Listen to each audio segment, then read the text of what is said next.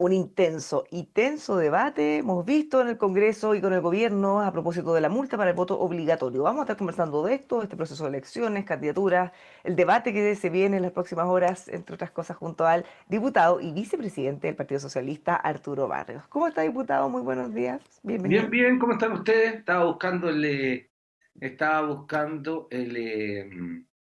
Se me había olvidado, tú sabes, como yo soy profesor de historia, soy medio fanático, la ley que constituye el SAE, que es la 20.845, ya, pero ya me puse Bueno, ya que lo menciona, había mucha queja con eso. Sí, pues sí, Mineduc ha ayer lo tratado vimos. de calmar, apaciguar, pero Sí, en una cosa tan sensible como la selección en los sí, colegios de los sí, niños, que se diga que se podían postular con RUT de personas fallecidas, por ejemplo, bueno, pone un manto de duda sobre la claro. seriedad y Claro, transparencia. lo que pasa para poner las cosas en su justo mérito, ayer en la Comisión de Educación vimos el tema y se mandaron sendos oficios para la explicación. De hecho, estaba la señora subsecretaria, pero para poner en el justo mérito, estamos hablando del 0,006% de las personas que postulan. Estamos hablando de el SAE, para que la gente más o menos comprenda, en la ley 20.845, que es la de inclusión y la del fin al lucro y todo aquello.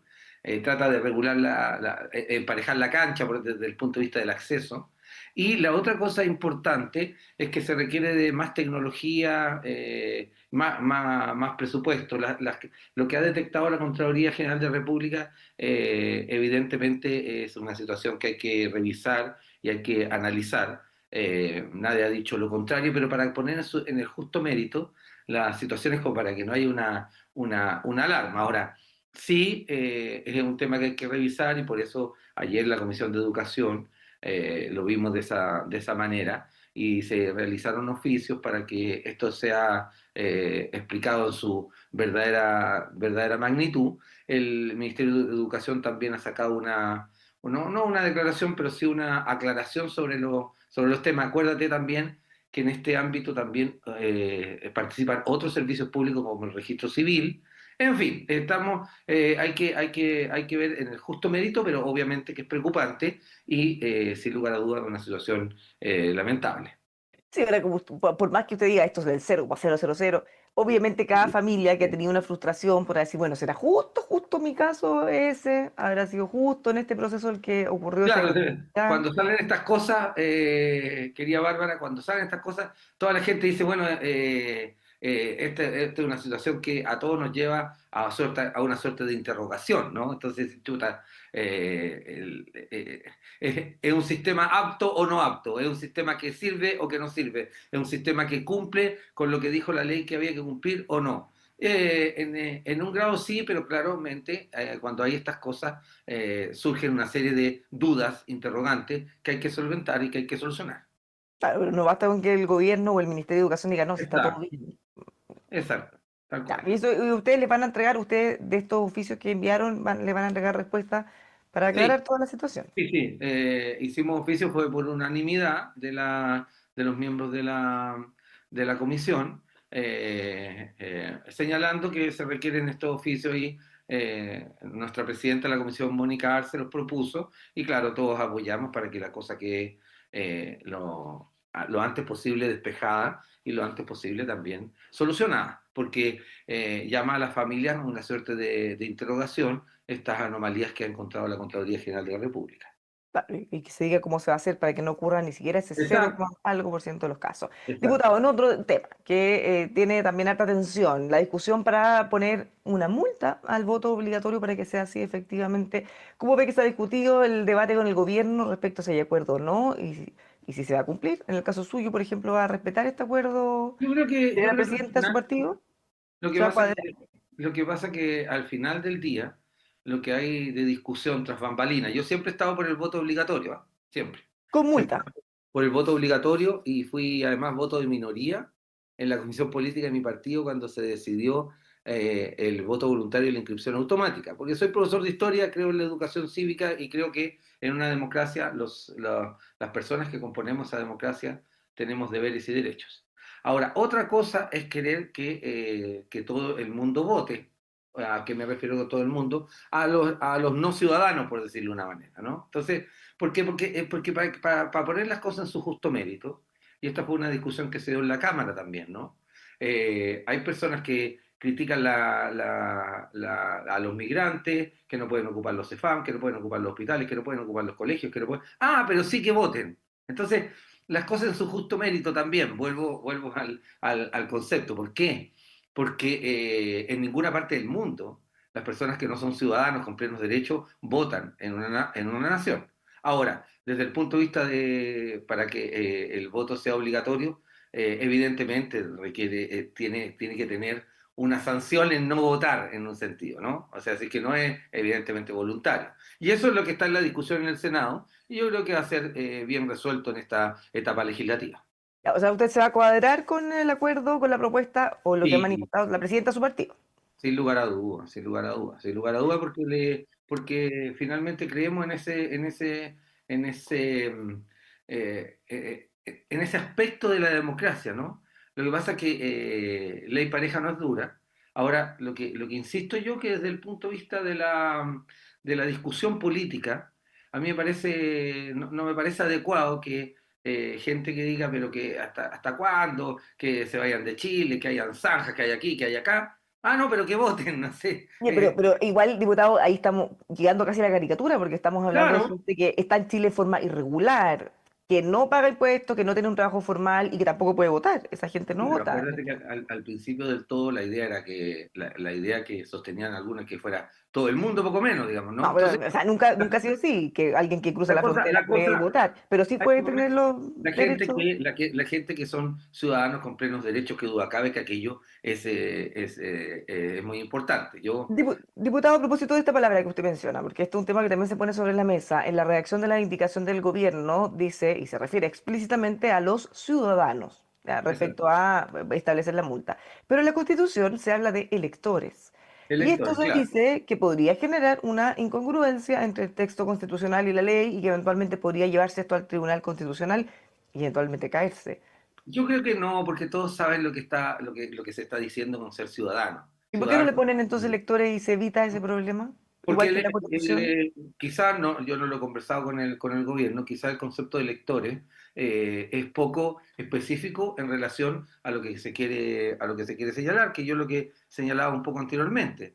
En ninguna parte del mundo, personas que no son ciudadanas eligen al presidente o presidenta de la República. Eso no existe, digamos, ¿no? Creo que existe en un país recóndito, en fin, lo mencionaban el otro día en la reunión de bancada. Yo creo que la palabra ciudadano está bien y yo creo que no amerita ninguna ida al Tribunal Constitucional. Estamos además, hoy día entiendo yo el primer debate presidencial, digamos, entonces ya estamos en tierra derecha y ya después de las fiestas patrias, esto es completamente tierra derecha. Acuérdese usted que la elección es el 16 de noviembre. Ya, pero mi pregunto porque esto, a ver, todas estas cosas pueden eventualmente, usted dice no creo, pero ¿y si a alguien se le ocurre ir al Tribunal Constitucional? No creo, Porque yo quizá creo habría que que hacer una reforma es constitucional para cambiar la palabra electores en la Constitución y ponerle sí, ciudadanos. el concepto que ha utilizado el gobierno, al menos a mí, me parece que es el correcto. Sí, pero no es el mismo que está en la Constitución.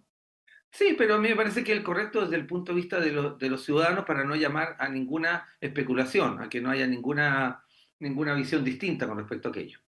Ya. O sea, ¿usted cree que, y si ocurre una judicialización, si a alguien se le ocurre llevar esto al Tribunal Constitucional? No, yo creo que yo creo que eso no es procedente, porque esto va a salir con un acuerdo con los sectores de derecha y un acuerdo sustantivo en el Senado, no va a ocurrir, no va a ocurrir aquello, al menos yo no lo observo así. A menos que los que no lleguen a acuerdo, pues, que Claro, si no existen hay varios. acuerdo, claro, ahí ya queda, No, puede haber acuerdos, lo que pasa es que en los claro, acuerdos que hemos visto no yo, están todos. Hay muchos acuerdos que se han hecho con la derecha, con la oposición y que el Partido Comunista no está ahí, o Frente Amplio yo creo tampoco. yo creo Y bueno, yo ¿para creo qué hablar? que Reglas del uso de la fuerza, permisología, ellos mismos fueron al Tribunal Constitucional contra el proyecto de su propio gobierno. pero usted vio que aquello No, no no tuvo prosperó porque no era inconstitucional, pero podría haber prosperado. dinero, ¿me entiende? ¿Por qué? Porque finalmente los acuerdos finalmente se constituyen en mayoría en el Parlamento, tanto en la Cámara como en el Senado. Yo creo que en el Senado las cosas van a ocurrir y van a transitar de buena manera. Esa es mi opinión, una humilde opinión. Me puedo equivocar también, no tengo el oráculo de Delfos, pero sí creo yo que es importante que haya acuerdo en esto, porque además da certeza en la elección parlamentaria y presidencial que se avecina. Y una última cosa respecto de esto era, bueno, ¿quiénes pueden votar? Esa era una parte importante del debate. Y la otra es, ¿cuánto la multa? La ministra Claro, Vallejo decía que no podía ser tanto porque había gente que tenía ingresos muy bajos y no podíamos presionarla de esa manera. ¿Ya están cerca de algo que parezca razonable para todos? ahí estaban en la prensa señalando los montos, no lo tengo configurado, no lo tengo específico, pero Sí, porque va a entre 30 y variar. 35 mil y Claro, 102 30, mil 30, pesos. otros decían 20.000, en fin, ya ahí empieza la oferta y la demanda en algún sentido, ¿no? ¿Quién da más, quién da menos? Yo creo que hay que tener una multa prudente, evidente, pero que si es que es multa también. Me explico a lo que me refiero, ¿no? Yo creo que en estas cosas eh, la sanción también actúa como acción política, ¿no? Desde el punto de vista de decir, si usted no va a votar, tiene una sanción. Eso en rigor, voto obligatorio. En medio de esta discusión y de todas las que hemos estado conversando, han surgido muchas críticas cada día más fuertes contra la ministra Vallejo y el gobierno en general por intervencionismo. Se ha puesto un poco más dura la oposición. ¿Cómo lo ve usted? ¿Cuánto está interviniendo el gobierno? ¿Dónde está la línea entre lo que corresponde a un gobierno y lo que ya es atacar a los candidatos presidenciales en particular? O sea, lo que pasa es que el gobierno defiende lo que tiene que defender. A mí me parece muy impresionante esta conversación, ¿no? De que el intervencionismo y todo aquello, ¿no? En elecciones anteriores hasta se mandaron sendas investigaciones a la Contraloría General de la República. La ministra Vallejo no tuvo ningún problema con aquello.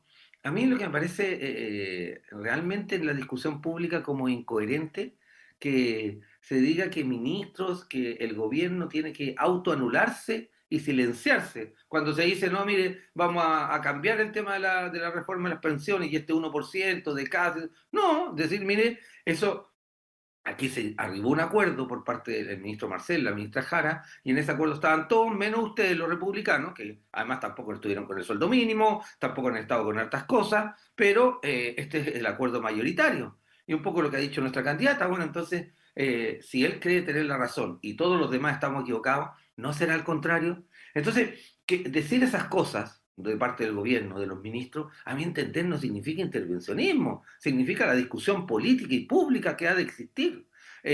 Nosotros nos hemos autoanulado finalmente de la discusión política. Los ministros tienen todas las facultades, como cualquier persona de la sociedad, de entregar opinión. Yo algunas veces encuentro que eso es como una o como una censura impropia de la democracia. Otra cosa es ocupar recursos públicos en campañas parlamentarias o presidenciales, que eso no corresponde. Entonces, Ya, pero insisto una cosa yo, es defender la obra del gobierno, que tiene, es lo que dice la ministra Vallejo. Nosotros, obviamente, si nos atacan, tenemos que defendernos. o Pero sea, y además, criticar, además defender lo que han hecho, o sea, nadie puede estar ya, ciego sobre pero ponerse todo. a discutir los programas de los candidatos, criticar o sacar en cara que un candidato no aportó nada cuando era diputado, por ejemplo, eso para algunos ya pasa el límite porque se hace en vocerías oficiales, con las plataformas del gobierno.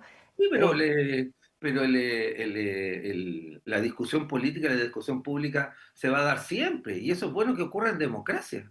Si la gente tiene opinión, yo cuando estoy en los cerros, en Achupaya, en Miraflores, en Forestal, o en Placeres, o en el mismo Algarrobo que estoy yo ahora, en fin, la gente tiene opinión de las cosas. Y yo creo que está bueno darlo, ¿no? Está bueno hacerlo, ¿no? No encuentro que aquello sea una suerte de intervencionismo, porque además existen reglas claras por parte de la Contraloría General de la República que pueden y que no pueden hacer un funcionario público. Ahora, autoinhibirse o inhibirse de una discusión política, a mí me parece que no es procedente. Y creo yo que eso no es intervencionismo. El que, ni inclusive que un ministro diga o que un presidente diga, mire, yo quiero que tal persona siga la continuidad de lo que yo he hecho o haya una inflexión de lo que yo he hecho, o en fin, ¿no? O sea, yo cuento que es de lo más normal, eh, constitutivo de la democracia y de la esencia de la democracia. Lo que pasa es que yo creo que nos hemos un poquito pasado de rosca en relación a esta suerte de concepción aséptica de la política que no existe.